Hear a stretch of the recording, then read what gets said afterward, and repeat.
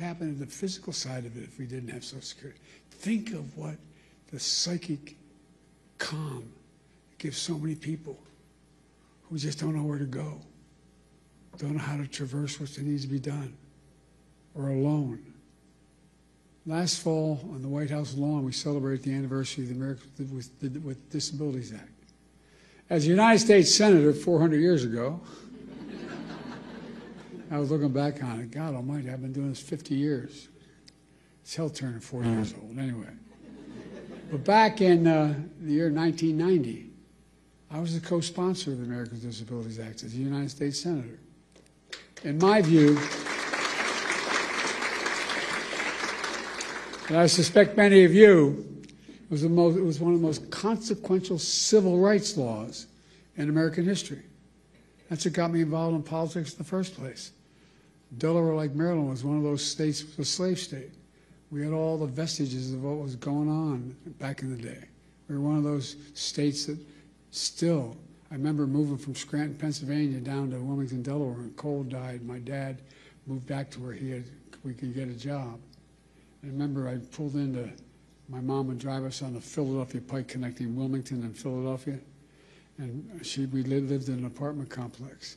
And she'd drive us it was only about half a mile to Holy Rosary School in Claymont. But it was so dangerous, she wouldn't let us walk up because of access road. I remember pulling into the parking lot. And I had never seen hardly any black people in Scranton at the time and I was only going in 4th grade. And I remember seeing the kids going by at the time called colored kids on a bus going by. They never turned right to go to Claymont High School. I wondered why. Asked my mom, why? So in Delaware, they're not allowed to go to school, in public school, with white kids, honey. That sparked my sense of outrage as a kid, just like it does. I mean, and these young kids right here can tell you things affect them when they learn about something that's really just unfair and unjust. You know, my dad was an honorable man. And my dad used to have an expression. He said, Joey, your job's about a lot more than a paycheck. It's about your dignity. It's about respect. It's about being able to look your kid in the eye and say, honey, it's going to be okay, and mean it. Well, that's what you're all about. That's what the legislation's about. It's about dignity. Simple dignity. Everyone deserves to be treated with dignity, regardless of their standing, regardless of their economic situation, regardless of who they are. Making sure that more than 60 million Americans who are living with disabilities are treated with dignity is who we are as Americans. That's what it's about. I mean it. Dignity at work, at school, in their communities, in every corner of American life. Laws like the ADA need advocates like you. You're the ones that keep it going, God love you. You fight like hell every single day to make sure the law is respected and your clients' rights are protected. So from the bottom of my heart, I mean this. I give you my word as a Biden. From the bottom of my heart, I say thank you. Thank you for what you're doing. Thank you for your commitment to the dignity of all Americans, because that's what ultimately this is about. Folks, today I want to talk to you about an issue that's front and center right now for millions of Americans, Social Security. You know, some of you may know the Democrats have declared today the Save Social Security National Action Day, National Day of Action, I should say. We know just how much Social Security matters to people's lives. Everyone in this room fights for people with disabilities who rely on Social Security to survive. To survive. Not just the physical side, it's the mental side. It's the mental side. You make sure folks get the benefits they earn after a lifetime of hard work. The work they do is more than just a profession, what you do. It's a calling. It's not just a profession. And Social Security is more than a government program. It's a sacred promise. We made it today, a sacred promise. 73 million Americans receive Social Security. From their first paycheck So their entire life, they pay into Social Security. And in return, they count on Social Security to be for them when they're going to need it. Folks, must never, ever betray that trust or turn our backs on that obligation. That's why during my presidency, we protected Social Security and made it stronger. Martin, the governor, can tell you. We came into office, Social Security Administration had its lowest staffing, she referenced it, lowest staffing levels in 50 years. And demand was going through the roof because of my generation and the baby boom generation reaching the retirement age. So the demands on Social Security increased significantly. Our administration secured nearly $2 billion to reduce the backlogs and improve customer service. We slashed wait times for folks in need who are calling the 1-800 number. We got it down to under 13 minutes. It used to be 3 times that long when we took office. We made it easier for people to get help with their claims online. We reduced how long it takes to review a case. We fixed the appeal system to make it uniform in all 50 states, which made a difference. We strengthened the anti-fraud measures to protect people's identities and to make sure benefits are going to people who actually they belong to.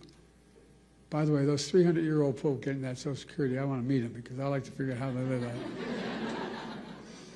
Hell of a thing, man. I'm looking for longevity because it's hell when you turn 40 years old. But as a result, by the time we left office, we had improved every single line of customer service, from applying for disability to filing an appeal to reporting fraud. It all became more efficient and more effective. And I'll bet it made your jobs easier, too, in the process. Now, these achievements may not sound so glamorous to most people, but you know, they're absolutely essential. And my view, one of the most important jobs of any elected official is to make sure the government works for the people, works for all people. It's understandable. They can understand what it is. And then we keep our promises to the people, to all the people. That's exactly what we did, thanks to all of you. I also signed into law the Social Security Fairness Act. That act eliminated 2 unfair rules so public employees wouldn't get shortchanged. The government pension offset and the windfall elimination provision can never come in ever again.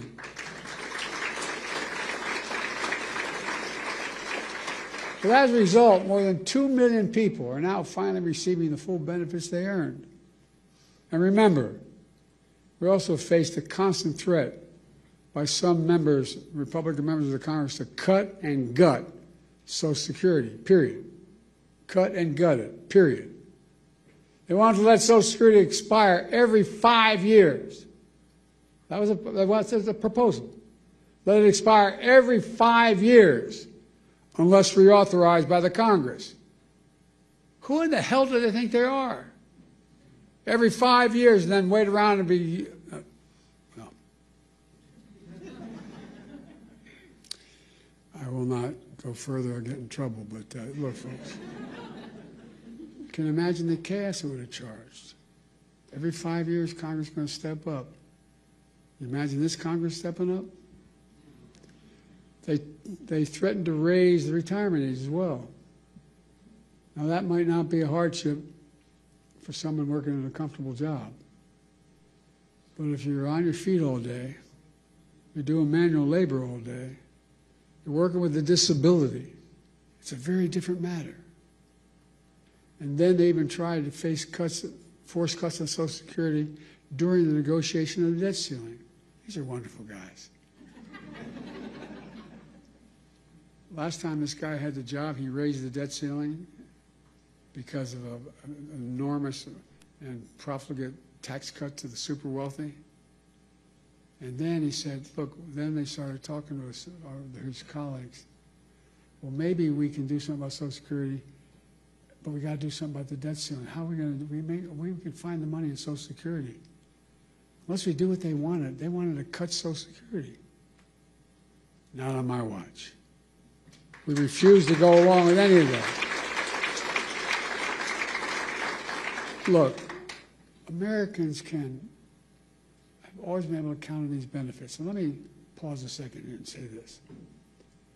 We talk about the physical needs that Social Security provides for people, particularly hardworking people, people retired, people on the edge. But the psychological impact is profound. Profound. You're a man or a woman, you're 70s, 80 years old, you're not in good shape, you have a disability, and you hear the check may not come. How do you sleep at night? How do you sleep at night? We lived up in Wilmington in a 3-bedroom split-level home in a new development, 40 homes, with 4 kids and a grandpa living with us. And I remember our headboard was near my dad's and mom's room. And you could tell when Dad was restless. I remember asking one night my mom, "What's the matter with Dad?" The next morning, she has found out that we're not going to provide insurance anymore where he works. Well, imagine if you're somebody who's been struggling your whole life. You're literally counting on Social Security to buy your food, just to get by. And you hear the threats, what may happen. Many of these beneficiaries, that's their only income. If they were cut or taken away, it'd be devastating, devastating for millions of people. And the psychological pressure we put people under by having this debate is absolutely devastating. That's why we work so damn hard to make Social Security Administration stronger than it's been in years. And that's why I asked the governor to take over, by the way. But look what's happened now.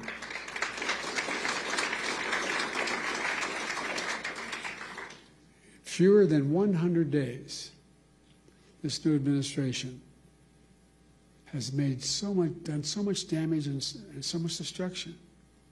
It's kind of breathtaking it could happen that soon. They've taken a hatchet to the Social Security Administration, pushing an additional 7,000 employees, 7,000 out the door in that time, including the most seasoned career officials. Now they're getting ready to push thousands more out the door. Already we can see the effects. For example, thousands of people use the Social Security website every single day to check on their benefits and submit their claims. But now, the technology division of Social Security Administration has been cut in half. And so the website's crashing. People can't sign on to their accounts. What do you think it does to that woman's living alone at 74 years checking, just not able to even find out whether she can't even find out what that disability claim is she has. She can't file a new disability claim. And a lot of these people are being told incorrectly that their benefits have ended. Folks, imagine the panic that causes if you're a retiree living alone with only Social Security to depend upon. So now people are overwhelming the phone lines. They're showing up at the local Social Security office, tearful and frantic, and told, "Do you have an appointment?" In that tone, by the way. I can give you a personal example if I'm not going to, though. To cap it all off, serious people are now generally concerned for the first time in history, for the first and only time in history, that Social Security benefits may be delayed or interrupted. Folks, let's put this in perspective. In the 90 years since Franklin Roosevelt created the Social Security system, people have always gotten their Social Security checks. They've gotten them during wartime, during recessions, during a pandemic. No matter what, they got them. But now, for the first time ever, that might change. It would be calamity for millions of families, millions of people. But the current Secretary of Commerce doesn't seem to get it. Or based on his comments, he doesn't seem to even care. Many of you saw what he said the other day. And by the way, he's a billionaire. God love him, as my mother would say. Paying 8.5% in taxes. Anyway, billionaires, I don't know what he's paying. But when he talked about the possibility of the Social Security checks not going out this month, he shrugged it off. Here's what he said. He said his 94-year-old mother-in-law wouldn't complain, wouldn't bother her. She's probably a lovely woman. No kidding. Her son-in-law is a billionaire. What about that 94-year-old mother living all by herself? Doesn't have a billionaire in the family. Or all the retirees who depend on that monthly check to feed themselves. All those people with disabilities have no other source. What about all those people? That's who you fight for. So those who desperately need you. And folks, it's not just the Secretary of Commerce. We heard how others, empowered and emboldened by this administration, talk about Social Security. One of them called it a Ponzi scheme. A Ponzi scheme? What the hell are they talking about? People earn these benefits. They paid into that benefit. They rely on that benefit. And no one should take it away. You know, Franklin Roosevelt had a different view. He was president coming out of the Great Depression. He and all his colleagues saw great suffering, so much poverty. He also took steps to raise standard of living for ordinary Americans, including creating Social Security. He himself was from a very wealthy family. He didn't need Social Security, but understood how much it would mean to millions of Americans. He knew it would make America stronger in the process, and it has. It makes our economy stronger. It makes the community stronger. It makes families stronger. It gives peace of mind. That's why the vast majority of Americans, including many wealthy Americans, still support, thank God, Social Security. And very wealthy billionaires still support Social Security. They may not rely on themselves, but they know. Social Security deserves to be protected for the good of the nation as a whole. You got to ask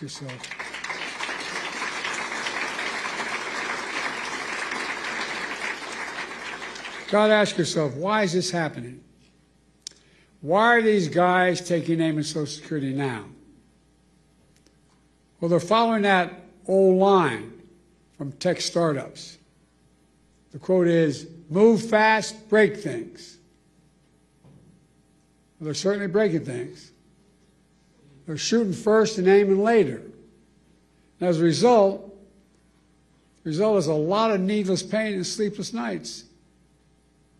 My friend Governor O'Malley knows what they're really up to. He says, and I love his quote, they want to wreck it so they can rob it. They want to wreck it so they can rob it. And why do they want to rob it? In order to deliver huge tax cuts to billionaires and big corporations and keep it going. They want to make permanent the 2017 tax cuts, which overwhelmingly benefited the wealthiest Americans and the biggest corporations. That's going to cost $5 trillion. Where are they going to get $5 trillion to pay for it? Other than continue to run the deficit up? Well, where they always do, by running up the national debt, number one, and then by taking the money from someplace else. What are the two big pots of money out there in raw numbers? Social Security and Medicaid. Well, from other programs that people rely on and have paid into. Republicans, these guys are willing to hurt the middle class and the working class, in order to deliver significant greater wealth to the already very wealthy. Who in the hell do they think they are? I really think I mean, just basic decency. Who do they think they are? I think anybody should go out. They can make $1 billion a year. They can, fine. Pay your fair share. You know what the average? We have 1,000 billionaires in America. You know the average federal tax they pay? 8.2%. Anybody want to trade that number? What you're paying? Folks, look. Let me close. I'm sorry to go on so long, but it's just anyway. I grew up in Scranton, Pennsylvania as a kid, and then Claymont, Delaware. Middle-class towns, working-class towns. Places where people worked hard all their lives with the promise that they'd be able to retire someday with a little bit of dignity. Because they've been paying in a thing called Social Security since the very paycheck they ever earned. These people get knocked down every day, learn to get up. My dad's one expression: you get knocked down, just get up. Get up. They get up every day. The last thing they need from their government is deliberate cruelty. It's about people and neighbors across the country who look out for each other. You don't see empathy. They don't see it as a sign of weakness. They see empathy as a decent instinct. They don't see cruelty as a sign of strength. Social Security is about more than retirement accounts. It's about honoring a fundamental trust between government and people. It's about peace of mind for those who work their whole lives so they can rest assured they'll have a chance. They'll get back some of what they earned and what they deserve. But more than anything else, I mean this sincerely. And as my friend says, maybe it's the Irish of it in me, but it's about who we are as Americans.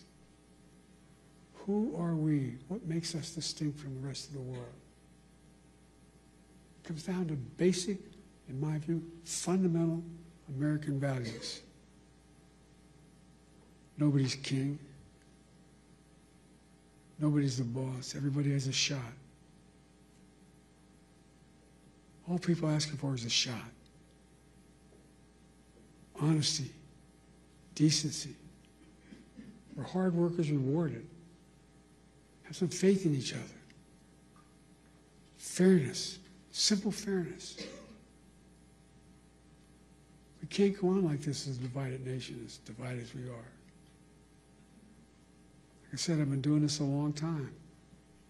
It's never been this divided. Granted, it's roughly 30%, but it's a 30% that has no heart. What we see in America, that's what we believe in, fairness. And that's the America we can never forget or walk away from. Folks, I mean this. I know it sounds trite, but I have to remember who we are. We're the United States of America. The United States of America. The most unique country in the history of the world, and that's not hyperbole.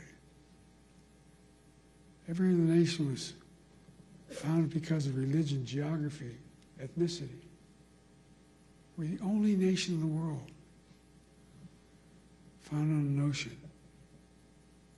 We hold these truths to be self-evident, that all men and women are created equal, endowed by their Creator. That's the one thing united us, an idea. Every other nation was because of a purpose. It's an idea. And how can we fulfill the outcome, the meaning of that idea?